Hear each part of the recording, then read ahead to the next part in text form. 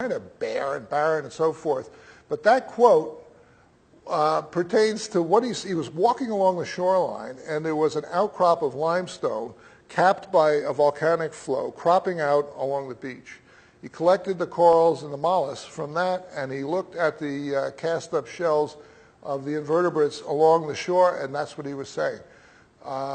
Let's just go back to that. I jumped too soon. His conclusion was that these things are the same, these species are the same in the rocks as they are on the shore. And yet, it's well indurated rock and it's cast up. So to what a remote age does this in all probability call us back? So this has got to be old. And yet we find the shells themselves and their habits the same as exist in the present sea. So he was really making a geological point. It's old, but it ain't that old. But I think that's really remarkable, and that's what I say in the next slide, and go back to that, that he was lucky on this trip, that for the most part he was confronted with a fossil record that was very recent, and some of the species in it were still alive.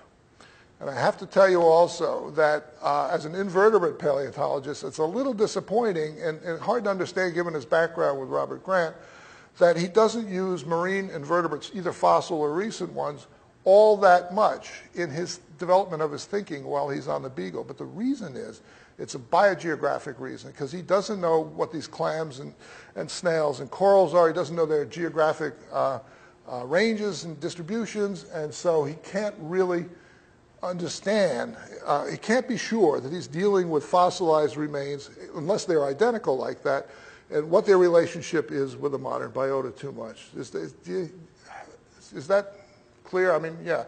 It's hard with these invertebrates. They got long range, and they haven't been all that well studied. So the next slide. He gets to Bahia Blanca. We're going to go in a couple of months' time. I'm really looking forward to this. In the fall of 1832. And he sees these, well, here's this quote here. And you'll remember what he said in the outset of On the Origin of Species. He says, of the osseous polygonal plates, this is a letter he wrote to Henslow.